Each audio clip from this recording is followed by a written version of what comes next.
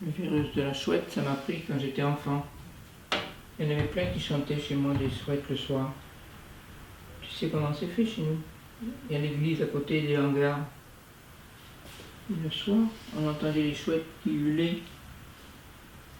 Et quand on était des couches tard,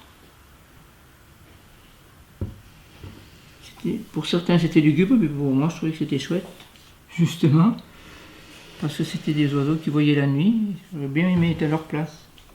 Je n'étais pas spécialement collectionneuse, mais j'étais attirée par les chouettes et comme ça a été une grande mode, il y a une trentaine d'années sûrement, que j'ai commencé à en acheter une par-ci, par-là. Et puis finalement ça s'est répandu et j'ai trouvé que c'était sympa. Donc partout où je suis allé, et puis comme j'ai parlé de mon virus, on faisait souvent cadeau d'une chouette, voilà. Une ou plusieurs. Si bien que je pensais que je connaissais toute l'origine, et j'ai tout oublié. J'aime bien m'attarder à regarder les collections, celle-là entre autres. Puis les gens qui viennent m'en parlent, ah vous avez des chouettes, oui vous l'avez fait ça, oui moi j'ai arrêté après. J'ai dit moi j'ai arrêté faute de place aussi parce que ça devenait plutôt encombrant.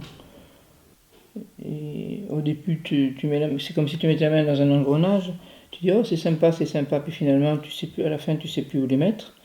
Mais ça reste précieux quand même parce que ça représente, je te dis, ou un séjour, ou un voyage, ou le don d'une personne qui a eu une attention pour toi, peut-être petite mais grande dans le cœur.